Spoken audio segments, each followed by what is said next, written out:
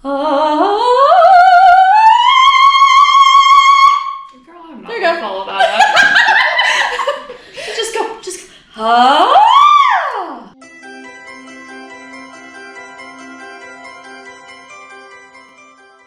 Welcome back to another episode of A Girl Business Podcast. I'm your host, Shelby. Today I'm at the West End Theater with Stephanie and Kelsey, and I will let you girls take it from here and introduce yourselves and how you ended up at the theater. Sweet. Okay. As Shelby mentioned, my name is Kelsey. I am the executive director for the West End Theater, which is kind of an all-encompassing title. I started here about a year and a half ago. I was hired on to come and just kind of revamp and elevate what the theater was doing and what we were capable of, and really kind of hone in on our mission and visions. So I am heavily involved with specifically the children's programs. I'm the head of the SWEET program, the Sierra West Educational Program, which is for our teenagers, and then I also help out with the Magic Beanstalk Players, which is for our youth, anyone who is about middle school and younger. Magic. Ta-da! And I'm Stephanie. I am the director for the Magic Beanstalk Players. I'm the director for the Magic Beanstalk Players, as Kelsey mentioned. 8th grade, kindergarten through 8th grade.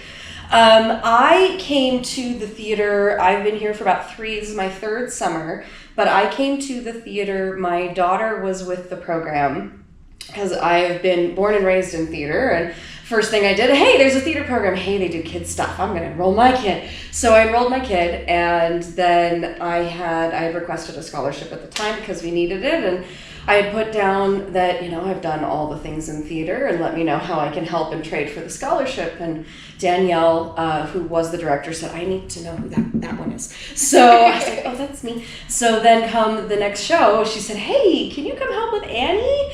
And so I came in and vocally directed Annie and kind of just helped out on the side. And then after Annie was done, she's like, could you take over the program now? I'd like to be done. I was like, oh, okay. It really happened as fast as that. It really was. It was that fast. And Yeah. they're like, here, have the keys to the kingdom. I was like, oh, okay. So now I get to work with all the kids, and I love it. It's a dream come true. That's awesome. And then we kind of talked off camera, and you said that you grew up here, moved to Bakersfield, and then came back. Yeah, so I was born here in Quincy, so we grew up summering in this area. This, I imagine, when I was born, was just kind of like a vision in Edie and Earl's eyes, and they've done an excellent job prior to me coming in, just really developing a sense of community. I was living in Bakersfield at the time. That's where I met my partner, who moved here with me. And shout out to him. I know, and we met in theater. That's That's sweet. I have a strong theater background myself. I did it from the time I was probably Claire's age, all the way until I graduated high school. I went to a conservatory program on the Central Coast of California, then coupled that with a lot more classes, then got my degree in musical theater, and then continued with a degree in business administration. So I technically am dual degreed, if that's a way to say that. But I always knew that I really wanted to work in theater, and as I got rid of, hey, you know what, I don't think I'm gonna be on Broadway, right? We tend to... You never know. We don't. But I'm feeling pretty confident that the current course that my life is on, that I want to stay. And because it just means an awful lot to me, and it brings me just so much joy, specifically to do theater, to teach theater, and to kind of live and breathe theater for a smaller community where the payoff is immediate. Mm-hmm. So far it's been, I think, a rockin' success. I think it's been a dream. Working with Stephanie is a dream. It's really fortunate that they were like, hey, we found these two like-minded girls who want to do this and are passionate about it, and they brought us on at like the exact same time. So it's been awesome. Well, and the best part is that we were both applied for executive director. Uh-huh. Like, we both wanted the same position, and I ended up bowing out, realizing I can't give them what they want. They want much more than I am able to give. But then they're like, hey, kids program, I can do that. So I did that. So it's been like a beautiful marriage of the minds, and we both have a lot of the same vision and passion for this theater in particular. With the children's programs at the helm, right? They get all of our priority. We make sure that we are giving them valuable skills so that they can understand, hey, if you are seeking a vocation in theater, right, there's a million different avenues in which you could make that a possibility. And so that's something that I think Plumas County was lacking, and I think we're both really passionate about making this a source of. Yeah. Well, it seems like so much fun. Oh, yeah. If nothing else. And kudos to you girls that you've made like a career out of it. Thanks. So I think that's really fun. And then Stephanie, are you from Quincy originally, or how did you end up here? No, I hail from Reno, although I was born in Sacramento, so born in California. Hey, there we go. So, my parents moved me actually to Nevada, so I grew up in Carson City and then hailed from Reno. Also met my husband in theater, but at the Pioneer Center in Reno. Backtrack here though.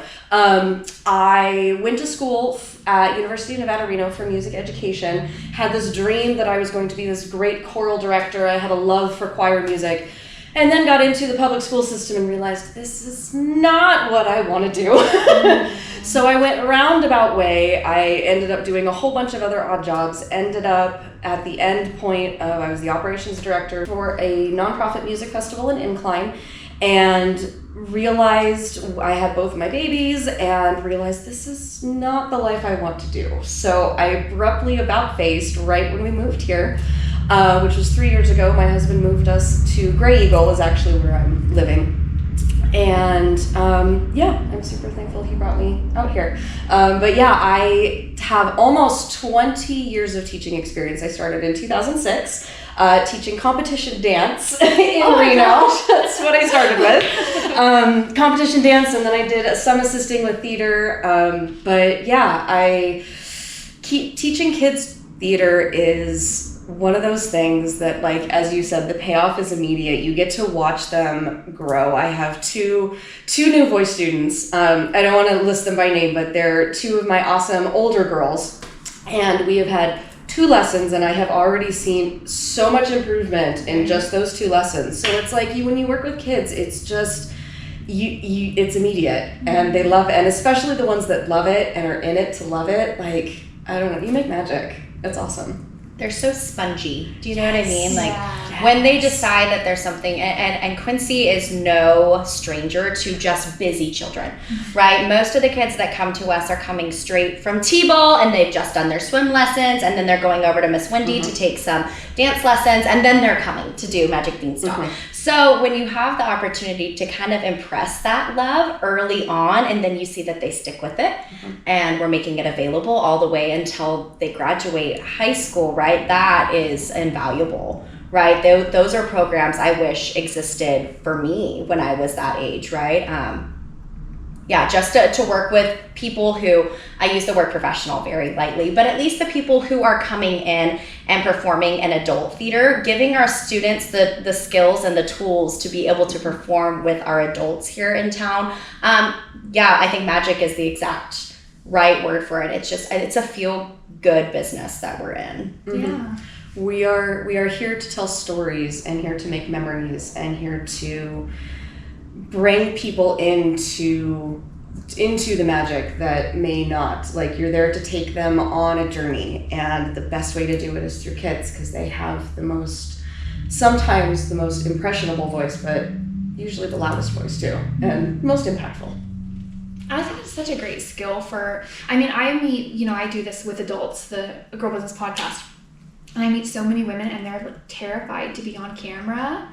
And what a skill to have and to build when you're young. Like, I'm not afraid of performing, of speaking my voice. Like, I think it just carries on to so many other aspects. Yeah, I can speak to that a little bit. I will say it till the end of days that I am an incredible interviewer. Like any job that I've been interested in doing, and I have, run the market. I have done just about everything in every different field. And the reason that I tell people all the time is that is a possibility for me is strictly because I know what I'm about. I know how to be confident in my own voice, and I learned public speaking skills very early on, right? I don't meet a person on the street who I'm intimidated or scared by. I'm not afraid to look foolish for expressing myself. And that's really what the big takeaway is, I think, for a lot of students, is it's like, be what you're about and do it proudly. And then you kind of fit in wherever your life's path kind of takes you, but you know now how to be about exactly that. Yeah. Yeah, it's building life skills. It's one thing to have a conversation, like even being on camera, there's nobody else in the room but us. So it's easy to just get sucked in and being like, oh, we're just having a casual conversation with some lovely bright pink microphones. But to get on to a stage when you have, in this case, 100 people, in some stages I've been on 5,000 people. And yeah. And to just, it's a feeling that you can't describe it, but at the same time, like, I don't know, there's something about it. And then I don't know where my brain was going with this. Well, I think actors, right? And between you and I'm sure we've met, a good billion, right? Mm-hmm. There's a couple schools of thought when it comes to acting and performance, right? The one that I tend to prescribe to is that this is how, like, when I'm on stage performing a role, I always try to find some version of myself that lives within that character. There are actors as well who choose a more escapism route where they're like, I can't wait to become this person. But I think that there's a lot of value and substance in being like, I may not have this immediate experience, but I have this emotional suitcase, so to speak, of life experiences that kind of lend me to that. So in a way, we're not just teaching public speaking, we're also teaching emotion regulation, and we're teaching, care of self while you're also looking out and being trusted by the people who are on stage with you. It's a very intimate team sport, right? How do you tap into that anger when you're supposed to be a character that's so angry you're just spitting mad, but how do you tap into that if you can't feel it? So you have to tap into the feeling, so you have to remember what it felt like. So yeah, it's a whole level of emotional knowledge and emotional awareness, which is all of the rage and all of the parenting worlds. But I mean, it's important for life. Like, you have to know how to handle all that stuff. Right. Yeah. I think that is great for kids, because sometimes kids don't have the setting or the ability or the skills to even express emotions, or if they do express it, maybe not in the most, correct way, if that's even a thing. But on theater, it kind of gives them that freedom to be expressive and do all these different emotions. And yeah. So it's an outlet. Like, they can come and just let loose. Yeah. And there's no repercussions. There's no, oh, that's too much, or that's too big, or, tone it down. Well, okay, there's repercussions for acting out. Correct. That's what I meant. That's what I meant. beating each other up unless it's in the script. Please don't put your hands on that's what I meant. The child that made yes. you. No. Have there been cases where you've really seen kids like come out of their shell? Yeah. Oh, all the time. There's the best part is you get the shy kid who doesn't want to say anything and it's just gonna stand there, and then all of a sudden, just out of nowhere, they're hello, and like it's that's the funnest part for me, is discovering their personalities in there. I'm like, oh, there is a little weird kid in there. I love it. Well, and like, to be in such a small town like Quincy, we were chatting just before we got started about how, because I'm in our systems all the time, I pretty much know, I'm on a first name basis with a lot of people, hence I know their children, right? I think Stephanie can probably say the same. But because we toe a dangerous line between knowing a lot about families and knowing a lot about the kids. So it can be very emotional, as I'm sure you can well imagine. It can be very emotional to know where like a student comes from, or we pride ourselves and we don't turn any student away. No student away, whether it's for they can't get transportation to class, or their family has financial hardship, right? Like, we make a point to welcome every student that wants to be involved. So for that reason, I can speak to exactly one example, and I'll stay the route of not mentioning the student's name, right? But we had a student who had just been itching to do something like this for a long time, and just has experienced some hardships and just some things that no child really should have to see a parent go through, and just the shyest little thing ever. And he came in and kind of blew us away with his level of commitment and Immediately, right after we were done, he's like, how do I sign up to do summer camp? Right? That's where the gratification comes in. It's like, okay, we made a difference and we provided you with a safe space to like kind of rediscover what your childhood is like supposed to look like. So in that way, we're like extensions of, we hope to be like extensions of their home life and comfort and safety and all of those things. It's a theater family. Right. It's always been family for a reason. So it's an extension of family. So if a parent is watching this and they are considering putting their child into a program, what are some things that they should know, or what are maybe some misconceptions? Like you said, if they have trouble transporting, it sounds like you guys are open to helping with that. Like, what are some things that you would like them to know, or what kind of commitment is it at the end of the day? Do you want me to talk about the SWEET program first? Yeah, why don't you start with SWEET first? Okay, so the SWEET program has historically been for our quote-unquote teenagers.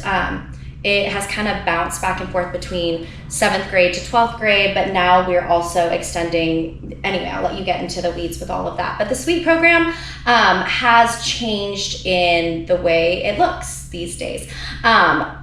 I have found in working with the teenagers is that they're really kind of developing what they like, and they're very loud about what they don't like, right? 100%. And so we now are using the SWEET program as more of like a technical theater training platform. So once they come out of the Magic Beanstalk Players, if there are students that are not interested in getting on stage and performing a soliloquy and pouring their heart out, I'm teaching lighting skills and sound balancing skills, and we're doing set construction, and some of my students still really want to be on stage, and those are the students that audition for shows and are in shows. But now I have a whole slew of teenagers with practical, real life theater work application who can come in and help me run shows. So that's been really neat because we've been able to veer and change to suit the needs of each individual teenager. It is a program that we offer. We also offer a scholarship for the SWEET program. I think the misconception surrounding theater for a lot of that teenage age is that it's not cool. It's lame. Right? Theater's not cool. I beg to differ. I beg to differ so profusely. Just because we talked earlier about the skills that come with it, but now we're even elevating those skills, right? You want to go work and be an electrician later on? I'm going to teach you how to hang up some lights and plug things into the back and chain them together so you have access to a full grid of LEDs. You're interested in carpentry? Okay, let's talk about how we build a door frame and mount things so that they're sturdy on the back so they're safe for the actors on stage. So I would say to the teenagers, just give it a shot. Right? Just give me a shot. Moreover, like come over and just see what we're willing to do and teach you. Because if there's something in your mind you want to learn, I promise you that we have a staff member or a volunteer that would love to come teach you. And for parents, I think it's cool to encourage your kids to continue to be involved in sports or group activities, right? Like there's so few things to do for teenagers here in town, right? This is a fun, safe, guarded, and structured. So just to put a little bow on that, yeah, just send them, give it a try. It's a non-committal thing. Have them come to one class, and if they absolutely hate it, I'll say sayonara, and they don't have to come back. But I think that the hope and more like a guarantee is that they're going to find something that they like about it. Yeah, it sounds like if you don't want to be on stage, like you said, there's a million other skills that they can learn. Precisely. So now on the other side, for the Magic Beanstalk Players, I'm building the next generation of Quincy community theater actors. And hopefully some of them will go beyond the realm of Quincy and go spread their talents and spread their wings to do big things.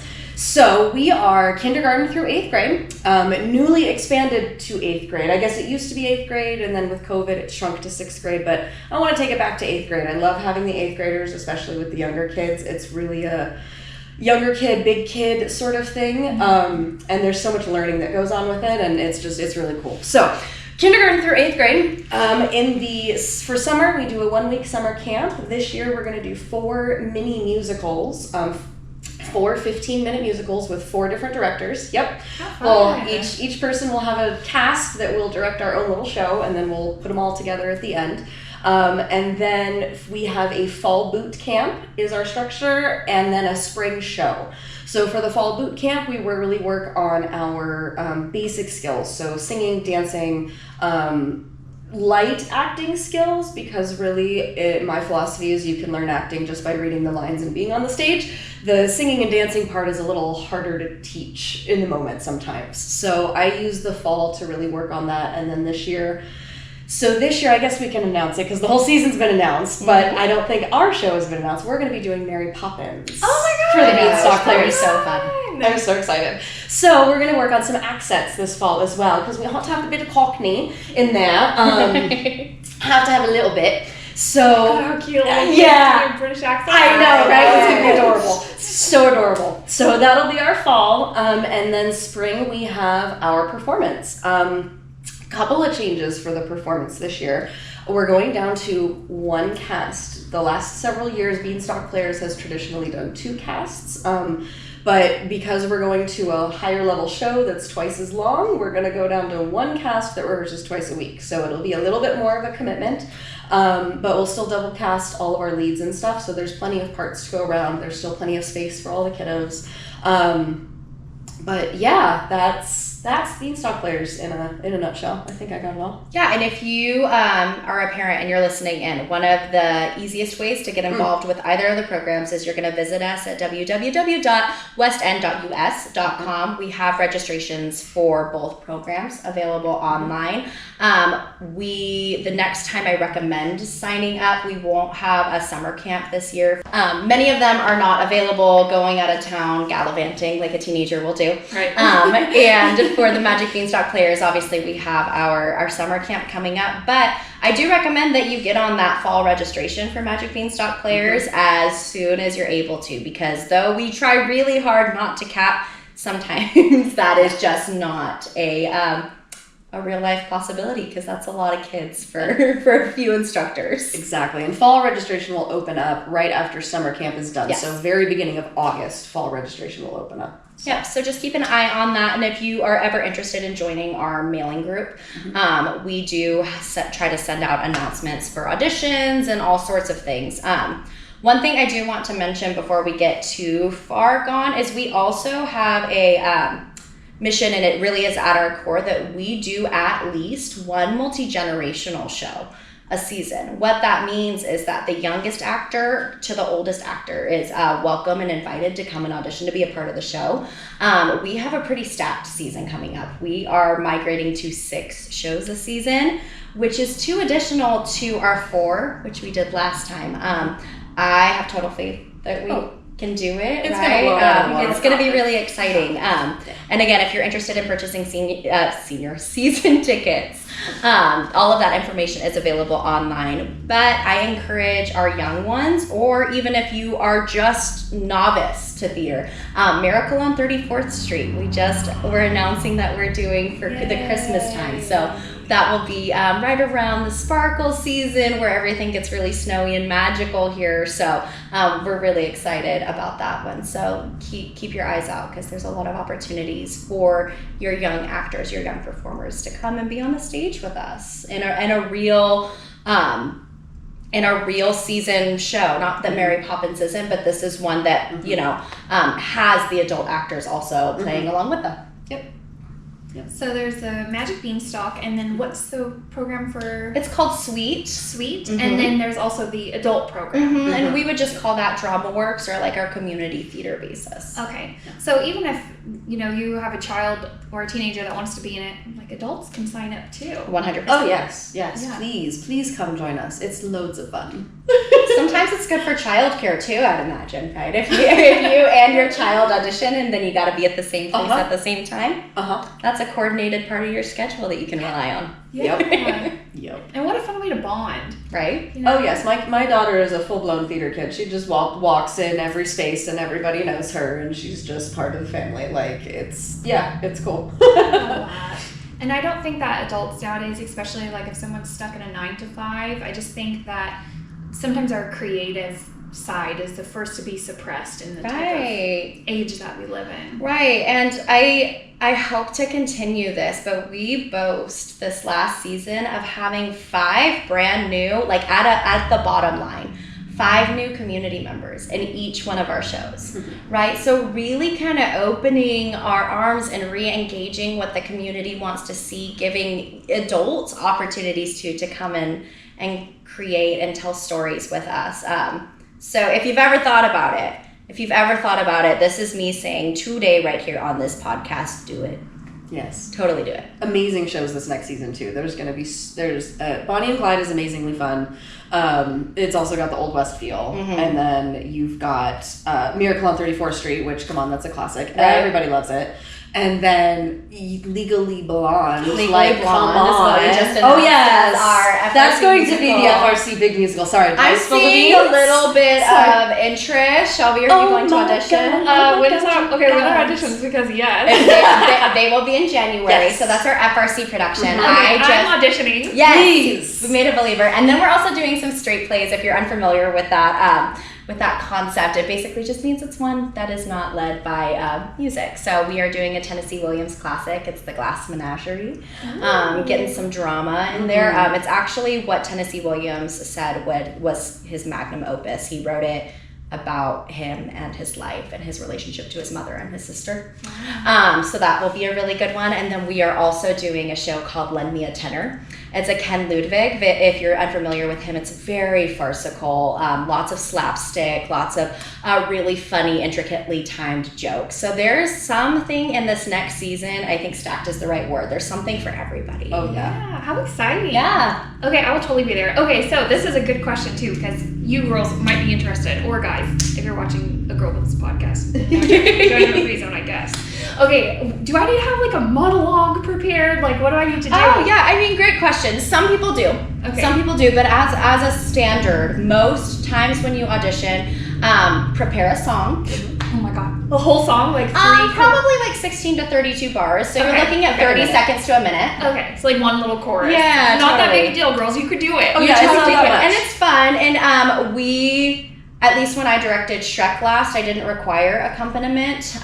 But you're welcome to come in with a karaoke track if you'd like. Stephanie did that when she came and auditioned for me. Yeah. And then, we'll usually provide you with a cold read, which is some lines in the script that we'll have you read and just put some emotions on. And then every once in a while, you get the chance to partner up and read with a potential scene partner. So if you want to prepare a monologue, I personally, where I hail from, think that level of preparedness is chef's kiss.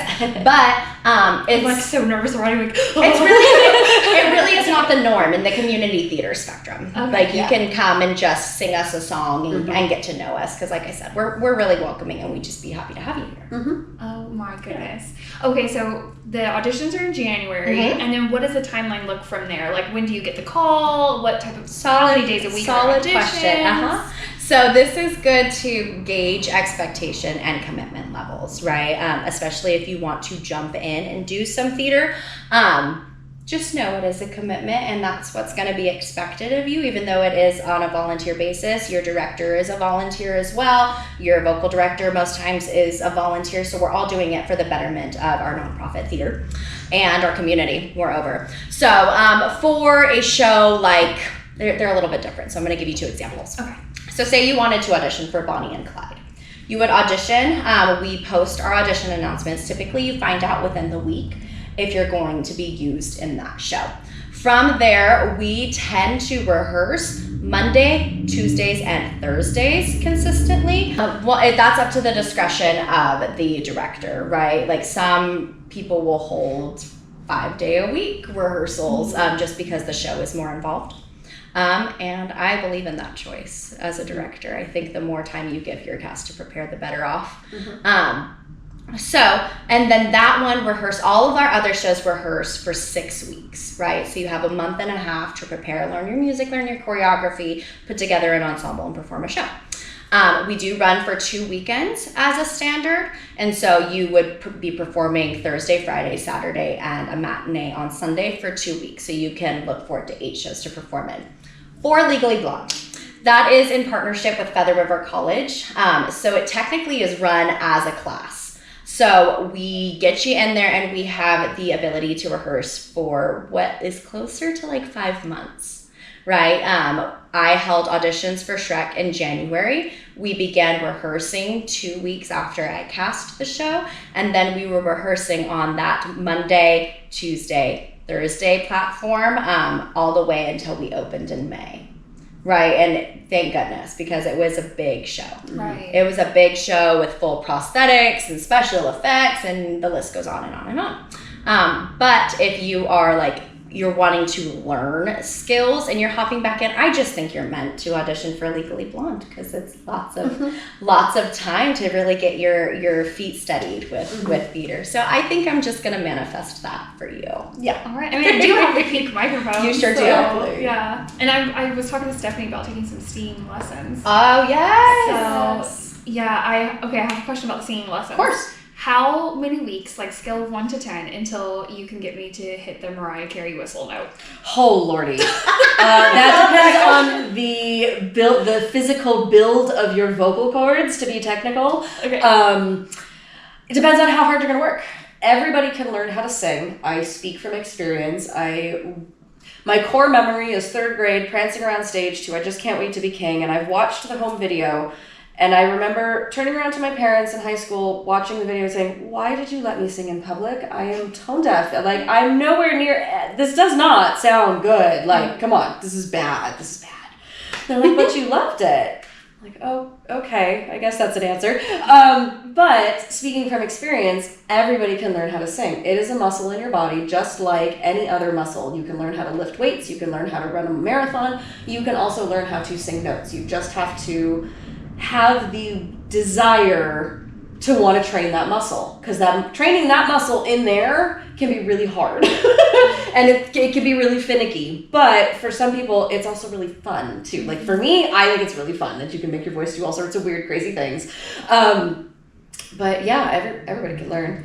So Can I ask, I know you said earlier that you were a choir girly. What's your voice part? Mezzo. Okay, I feel like Yeah. whistle tones could. They're there. I was like a mezzo soprano. Okay, so they're in there. Yeah, so they're you in have there. a basis to start with of that higher range stuff. You got this. Yeah, you got it in there. And then when we there you go. when we accomplish it, can we make sure to all get together again so Fabulous. we can film it happening? Yes. Yeah. Yes. I do plan on filming my first lesson. Yes, okay, So, that would be great. Yeah, it'll be like a good before and then after. I love it. Right? It's like my life. I think 1 year on Facebook, I posted that my New Year's resolution is to be able to hit the whistle note. So, I mean, once I can hit the whistle note, I'm doing it 24/7. Yeah. Apologies. It's a good way to get people's attention. Yes. Right? Command respect with the Yes. whistle tone.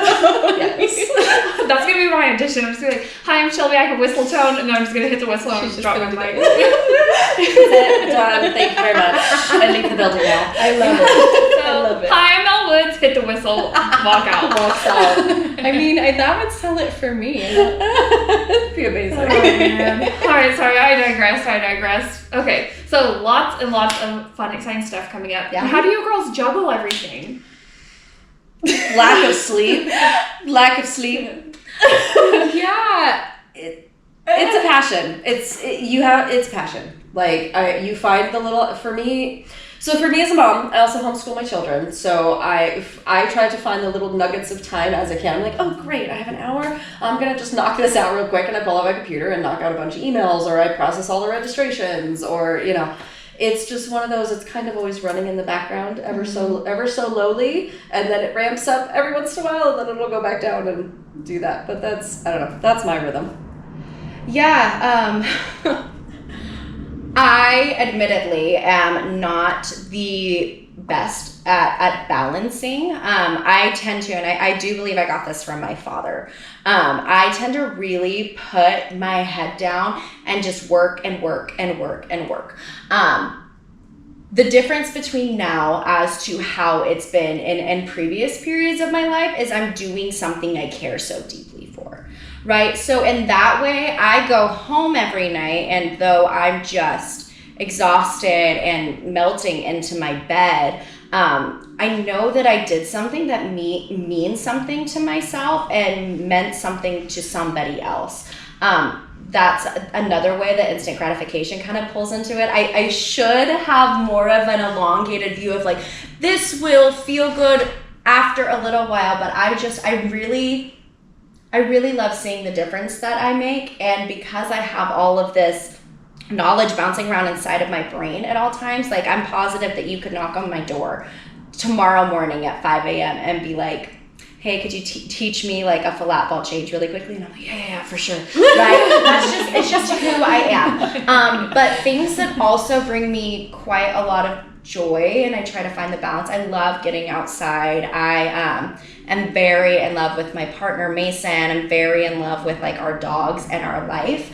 And I think that what keeps me sustained is how I feel and express gratitude for what I've built. I have been in very different spots in my life where I was doing this and just burning the candle at both ends, but for something that didn't matter to me. And so when I walk outside in beautiful Quincy, California, and the air is so much more breathable than Bakersfield, and I can take my dogs on a 3-mile walk and not fear for my safety, and all of the things that come with being in such a beautiful location, cooking food, making a meal with my friends, just finding little moments of balance and connection. We talked earlier about how I'm just always kind of flitting around, and I like to believe that I make friends pretty easily, but it's because I just care so much about human connection. I feel like I'm a constant student of life and understanding people. And so, I don't know, the exhaustion feels like a perpetually good thing. Mm-hmm.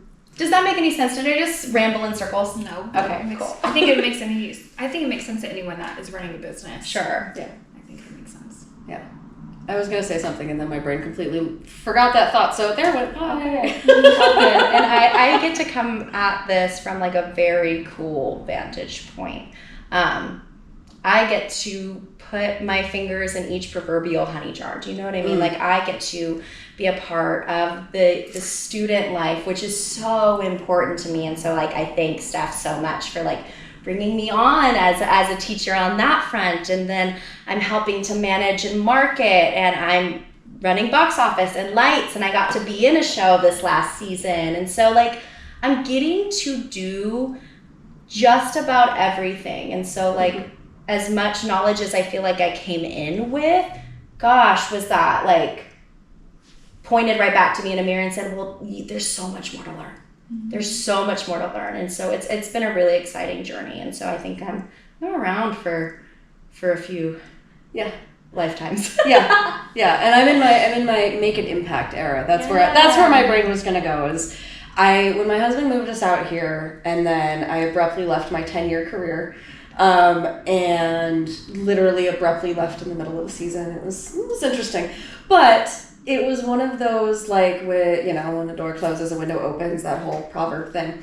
But I was like, I feel like it's not a new chapter. It's I ended that volume and now I'm on a whole different volume. Is what it feels like. And so I'm fortunate enough that I have the ability to focus on doing good. So I'm doing good with the theater, and I'm building the kids, and I'm building that program and influencing them there. And then you'll see me again in a couple of weeks with Lost Sierra Kids, and you'll hear all about that influencing with the 0 babies to age 5, and that whole thing. And then my own children, because I homeschool my own children, and so there's all of that influence there too. And it's one of those things that I feel like I'm in my, how can I give back all of the people that have given to me the last 40 years of my life? How can I give that back to this incredible community that I am now so thankful to be a part of? So that's where I'm at now. Yeah, and it's I don't think it can be like overstated, like just how gratifying it is like to work with you. Right? I feel like it's really important. It's really important that Steph and I align as closely as we do, and both of us have professional experience in this field. There's the running joke that I don't think I've told you yet, but I've told other people. You are me 10 years ago. I was that 10 years ago. Like you do all the stuff that you do and the 80 million pies and all of them, like that was me 10 years ago. I'm on that journey. I'm right there. I'm just a little bit further along, but sure. And those are all things like it's cool that we're sitting and we're talking to like-minded females, right? Because something that just lives in me so fiercely is that I cannot wait to be a mother. I cannot wait to just, I think I'm a nurturer at my core. But I also am so astutely aware of like, this is like my child right now, right? This is what I want to set up before I go that route. And I have like 40 children, right? that all like get to run and I get to say hi to around town. But it's like finding the balance, and it's not easy. It's not easy with theater. I know women who have either foregone their childbearing years in order to stick with theater, or have forsaken theater to be a mother. And so it's really like inspiring to watch and understand that it is possible to do both. And it's funny, I went down both of those routes. I almost didn't have kids because I was going to be a professional, and then fate was like, nope, just kidding, here's a kid. I'm like, oh, all right, thanks. I guess I gotta go the other route now. Like that happens. No, I did the whole move to New York, do the cattle call thing. Oh, you did? Yeah, I did. I did LA. Right. And and I still have friends that are there, and power to you guys. Like, please keep fighting the good fight. But I also just used to walk in and, rejection is a big part of this business. You have to learn how to accept no gracefully. And then I just got to a point in my life where I was like, you know what? I love doing this. I love making art for art's sake.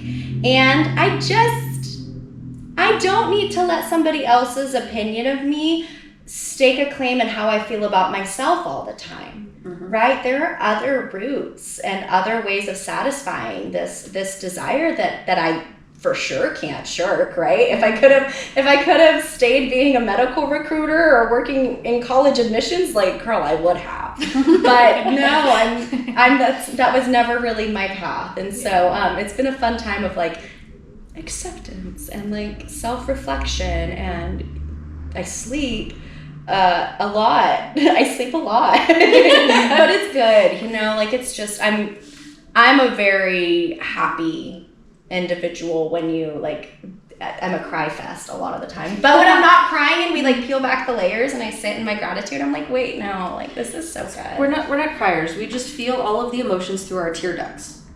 I love that. It's really what it is. All of the emotions just go through the tear ducts. It's anger, it's happy, it's sad. It doesn't matter. They all go through there. Right. So that's my thoughts. Yeah, because I'm the same way. So. Right. I use it to my advantage on stage when I can. Right. Hey, remember when you told me if I felt like I was talking too much, I probably wasn't talking enough? Do you take that back now? I'm like, okay, it's gonna be easy. Easy editing. Right. Two blabbermouths. So the overall program called Drama Works.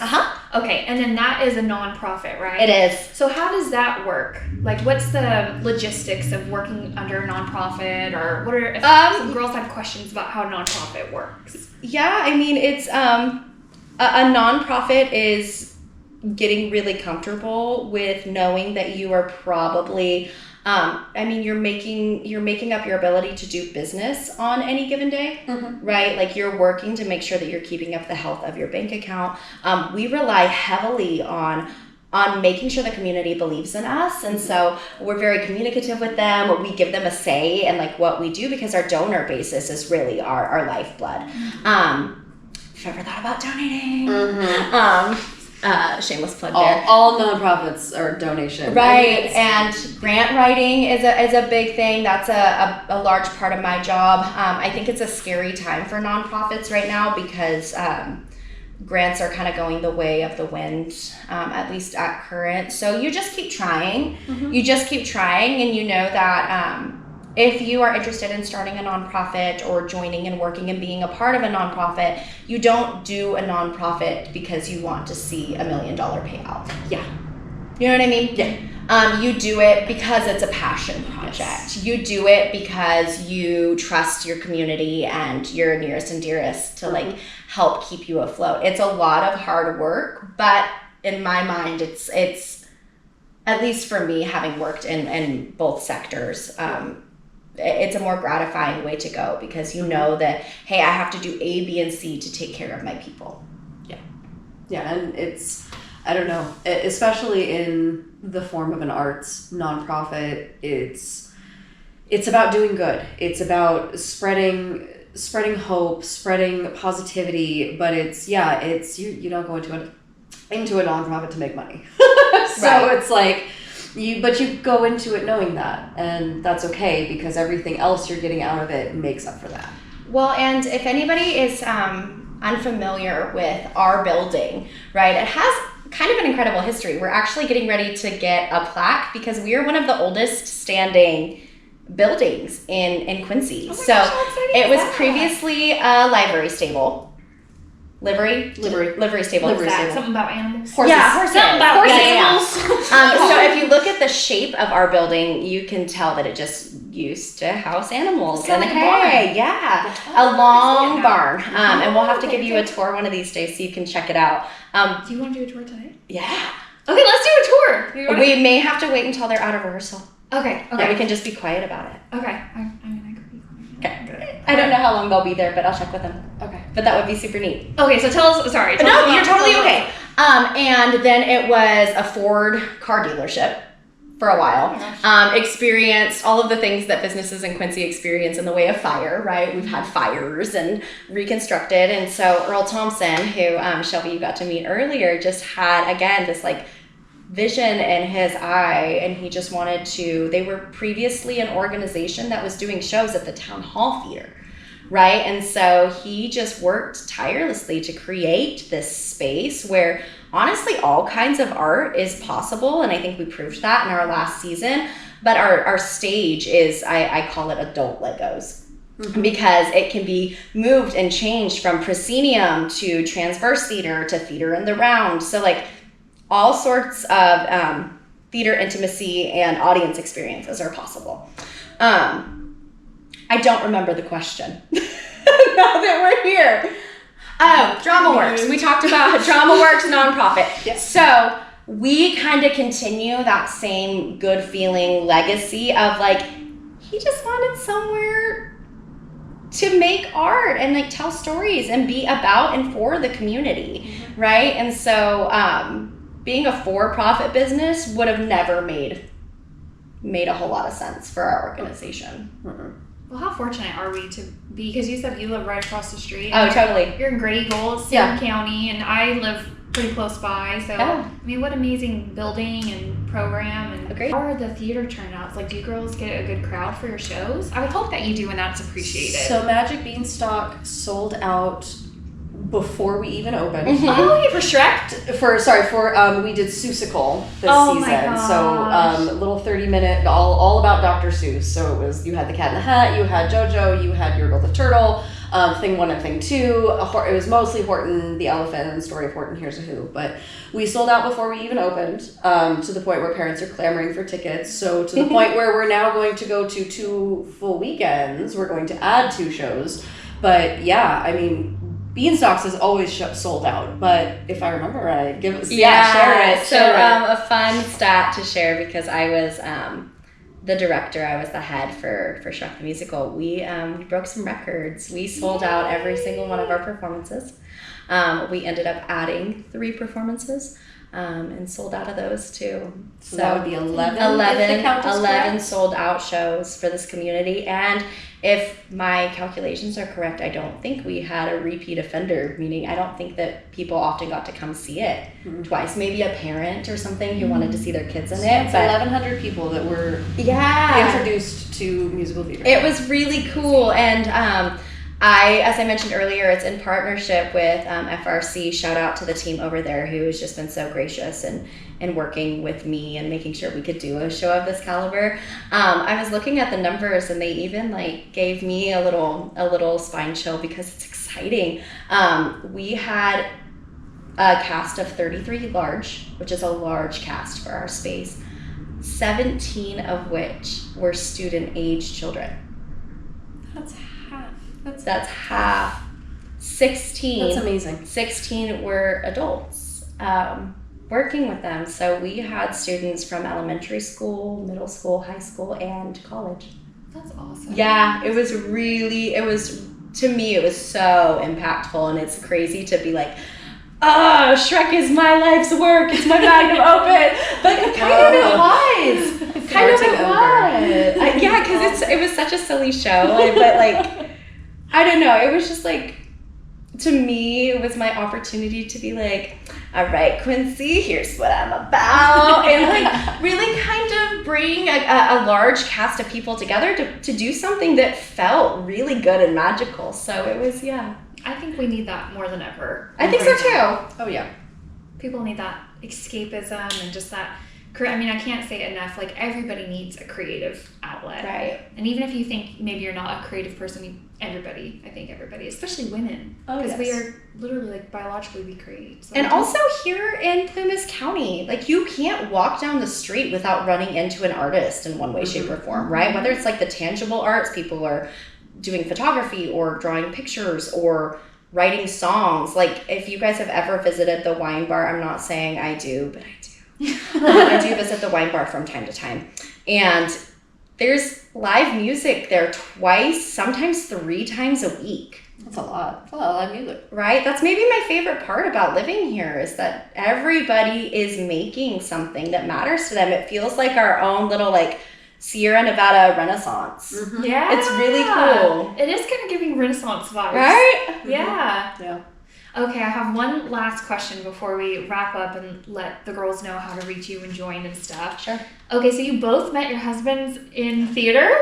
So Yes. are we talking like Romeo and Juliet? Like, So I married the stagehand. I was one point in the iteration of volume 1 of Stephanie is I was the stage manager for the Reno Philharmonic at the Pioneer Center, their in-house orchestra. So I was there for 8 months out of the year, manning their 80-person orchestra and on their giant, ridiculous stage. And he worked through the IATSE union, and his first call was my first call for the orchestra as the stage manager, and his was the first call as a stagehand. So we ended up meeting each other that way and worked together over many, many calls, built a friendship, and then I ended up with Classical Tahoe, brought him on as a second hand, and then the rest is history, and now we have a wonderful family and 2 beautiful babies. Yeah, and so my not quite yet husband, Mason, girls, do your thing. Right? If you know who he is, let him know. tag me in the comments. Perfect. Yeah, no, we met in theater. We were friends for a while, right? We knew about each other, hung out in like similar circles, and we actually were in a production of Into the Woods together. Wait, who was who? We were not playing love interest. No, I just need to know who was which character. Mason was playing the baker and I was playing the witch. Yes, fabulous. Okay. And even though I was playing this like evil character which smites the baker over and over and over again, we somehow found a love story and that for him and I. And it's all about the beans. Right. Beans. Sorry. And then we were, living in Bakersfield. We both worked at Bakersfield is really cool. It also has like a thriving art scene, and they have 3 major theaters that are, to my knowledge, still up and functioning and doing great work. But I have, now that you know me, I've always been like this. You know what I mean? I've always been like, but what if we, and also there was, I think Bakersfield was, I don't know if it is for anybody, not if you're from Bakersfield and you're listening, I'm so sorry. I wish you an exit route. Yeah, it just was not for us. It was not for us. Bakersfield was a lot of heartbreak for him and I both individually. Like, work wasn't going how we wanted it to. I was not getting the opportunities that I really hoped to get in Bakersfield. And felt kind of locked out of what I wanted to do. And so I saw this job flagged and I just said, hey babe, do you down? Like, do you want to just go for it? And we did. And he's here and he's doing really well. He's a musician. and he writes songs. He's actually going to be performing at High Sierra this year. Wow. Yeah, That's amazing. he's pretty incredible. I'll do one more shameless plug if you're interested in listening to his music. He is on all streaming platforms. Mason Edwards. I just think the world of him, and even more so because he just got really brave with me and took a really big leap. And fortunately for me, I think it was the right leap. But yeah, he just played Donkey in Shrek the Musical. Yes, it was amazing. He wasn't like the okay, I saw the pictures. He trusts me enough that he let me cast him, and gosh, I couldn't have. I don't know. I mentioned it in my director's note too. Like, just a very kind, supportive, creative man. And if you met him, you would not guess that he is into all of this because he's very mellow. He offsets my chaotic runaround. But yeah, he's very talented, and it's all been really exciting. And I have to say, one last shameless plug on my end. I'm so glad I married the stagehand because that's the one who gets to help me build all the magical sets and all of my crazy ideas. He's like, but wait, how do we make it bigger? Right. Yeah. So what I'm hearing is Tinder is old news. Swap about Tinder for theater. Go into theater. That's where all the great ones are anyway. Yeah, we love a creative man. We love a creative man, and then also just know that when you go into theater, sometimes they're not of your persuasion. Sometimes they are, and it works out really nicely, like in the cases of Stephanie and I here. But happy Pride Month. Yes, happy Pride. There's love for everyone. Yes. Love for all. Love for all. We've got everybody's love lives covered in theater. Yes. Yeah. So if you're at home when you're tired of swiping left or right, there you go. Get a little monologue together, hit them whistle notes, and come audition for theater. The whistle notes is sending me. That's so funny. I've just been thinking about it the whole time. It's the tagline now. It's all about the whistle notes. I really want you to just give it one good try. Right now? Yeah. Oh my god, what kind of warm-ups do I have to do? I feel like, have you guys seen Step Brothers? He's like, my heart is beating so fast.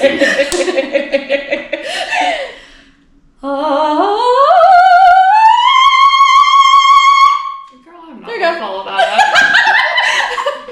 Just go.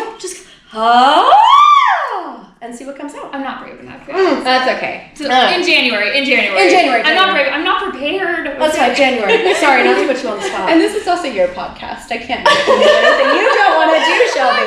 I'm all like, get out there and audition. Also me, I'm too nervous. The good news is auditions are one-on-one, so you don't have to audition for really? everybody. Yes. Oh, it's not just like everybody in the... No, Okay. no, that is so terrifying. Like, Yeah. no. I'm glad because that's what I was thinking, like everybody, like America's Got Talent style. So any closing thoughts or any advice to anyone of any age that might want to do this or join a nonprofit or pursue their creative side? There's always a space for everybody in the theater, whether it's on the stage, backstage, up in the tech booth, helping with costumes, helping with makeup, actually being the lead person, being the third tree from the right. There is a place for everybody. And that's what it's about. That's what we're here to do. And just come find your place. There's a place. Dang. Sorry. No, it was really good. I think if it's not theater and it's not singing or dancing or acting, my biggest piece of advice to just about anyone is find your brave. Find the thing that scares you the most and then try it, right? That's kind of where the best moments in life come from, is just be brave, have the conversation, say the thing, be silly, look silly, right? Just be brave, because that's when you're really gonna find what you're made of. You're gonna prove your salt, and then you're also gonna learn something about yourself. So this is Stephanie and myself. I'm Kelsey again. Gosh, I'm losing it.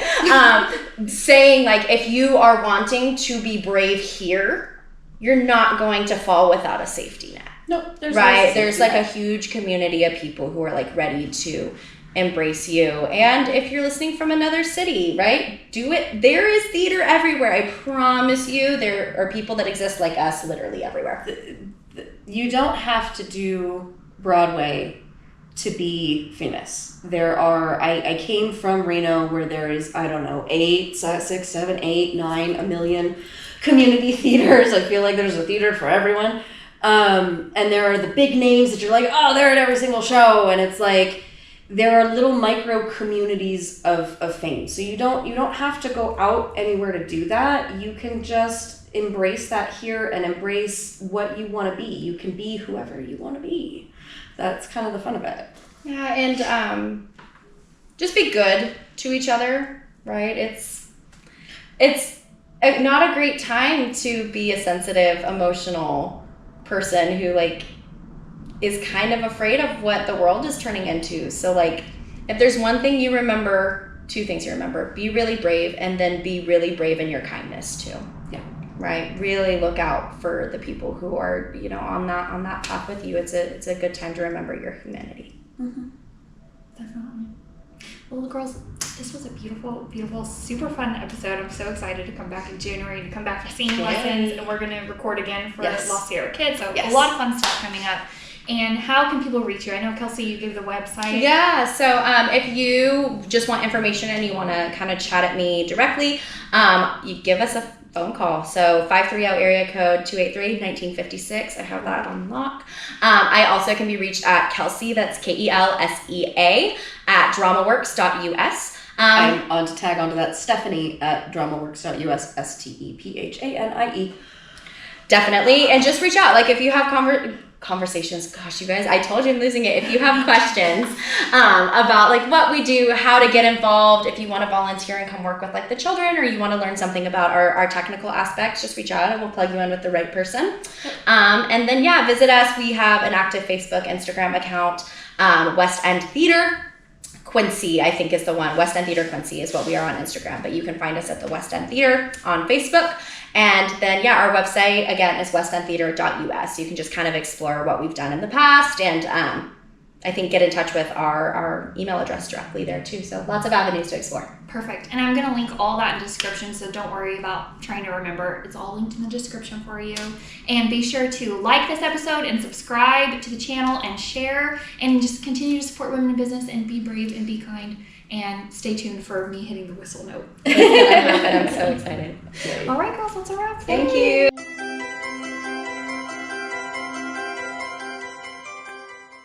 So these were like our citizens of Duloc. You can see like Fiona here. Yeah. This was Donkey's costume. So poor Mason was like, I probably lost like 10 pounds. I bet. It's like a sweatsuit.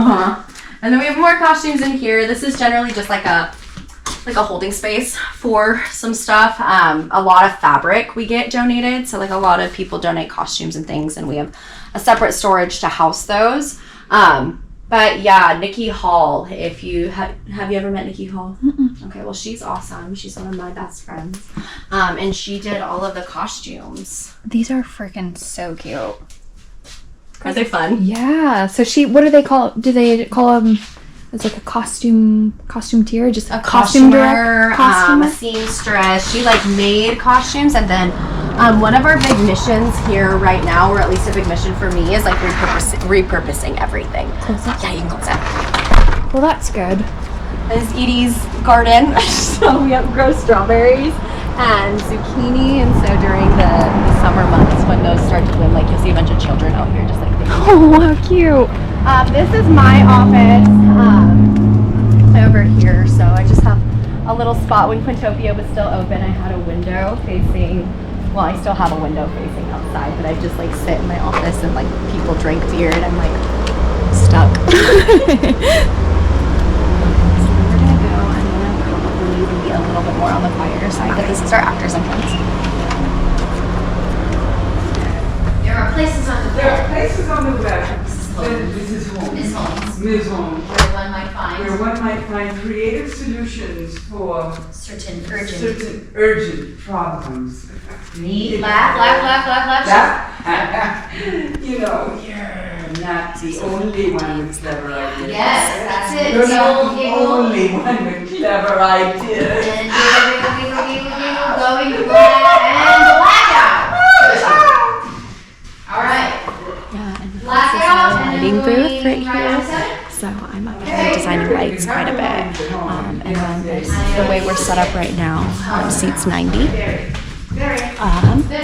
And we have a lobby out that direction, and then I'll take you backstage. Bye, love you guys. Love you too. Text you later. Hi guys, sorry to interrupt. This is Shelby. We just did a podcast for the theater, so I'm just giving her a really quick tour. So we'll try to stay out of y'all's way. But she's never been in here. Hi, nice So camera to meet you. It's a little GoPro. That's so Yep, we're setting back up for 7. Okay, watch your step back here. It kind of goes up and down and up and down. Beer bone on the coffee table. 6-pack of beer comes in. David, laptop. Holmes book. Propped up against the coffee table. So we re-leveled all of this for Shrek because I had a lot of stage pieces coming in straight onto the stage. So that's Dragon. Oh my gosh. And we made her with hair and paper mache, and she was even better to flutter her eyelashes.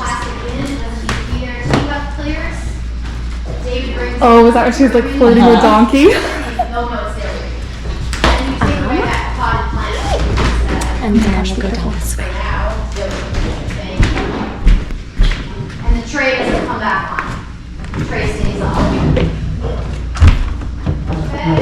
So this is, we call it our sewing room, but I used this because we had such a large cast as a dressing room for like the people who needed prosthetics. So you can see Shrek's head right here. We did like full like movie grade prosthetics. It was really cool. So it's kind of like a green room? Yeah, kind of. Yeah. And then we have an exit to the outside, and it, kind of works as a multifunctional room, but we have sewing machines and stuff set up. So if people have like costumes that they don't use anymore, like Halloween costumes or any kind of costume, do you guys We totally accept them as a donation. Cool. That's good to know. And then we'll go up this way. This is traditionally what we've been using as like our men's dressing room. I'm in the process. This used to just be full of gear. Yeah. Right. So we've kind of repurposed, created more space for people to be. When there's a production going on, we set up tables so they have access to the mirrors. And then behind this, we just have all sorts of like lighting equipment and stuff. I mean, good on you. This like I would have never guessed. It Not looks so so bad, nice. right? Yeah. And I guess I can't really show you right now, but you can see how the shape of this building is like really weird, Yeah. right? So up here, like right above us, is like a whole, like everything's cross-beamed. So there's like double this amount of space above us still. Oh wow. How fun. So are you here like 7 days a week in the busy season? Typically, I'm in most days, but I try to like take time off. If say we have a show going, then I'll try to offset like my work. This is our paint room. A lot of these like paints and like set pieces and things I like inherited. So when I came in, like all of this already existed. So again, one of the big missions is like, we have it, we're using it. Like we're not purchasing more stuff. We're just gonna get really creative. And so for a lot of the sets that we've done, we've just come in and like mixed 2 colors to like get the color that we want. So it's really kind of sparked people's creative side. Like we have to find innovative ways of making things happen. So is paint another thing that people can donate? Yeah. That I would have never guessed that. That's why I love doing this podcast because I'm like I would have never. Yeah. Paint donations are like, doesn't happen very often. But yes, we absolutely would love and appreciate any donations. And this is what we use as our women's dressing room. Oh wow. This is so cool. Oh, what production was it? Oh my god, that looks just like Adam Sandler. I'm trying to figure out who that is. He kind of looks like Adam That's Earl. You met him earlier. Oh yeah. That's his wife Edie. Oh wow. She's the president of the board, right? Is that? Okay. Yeah. Okay. She's awesome. She's very, very cool. Kim Carroll, who you see right here, is like on stage working right now. But this was, I think this is Bus Stop, if I'm not mistaken. How cool. Um, What a fun job. yeah, it's very good. It brings me a lot of joy. Yeah. And then this is from a production we did last summer for summer camp. So you'll see like there's Stephanie, there's her 2 little ones. There I am. But we did a show called The Little Dozer that did, and it was a show that we wrote about the fires in Greenbelt. Oh my gosh. Wow. And like this is Earl's bobcat that he painted to like take down the street in the parade. It was really cute. Oh my god, this is such like a tribute to the community. You Isn't know? it cool? Yes, I love it.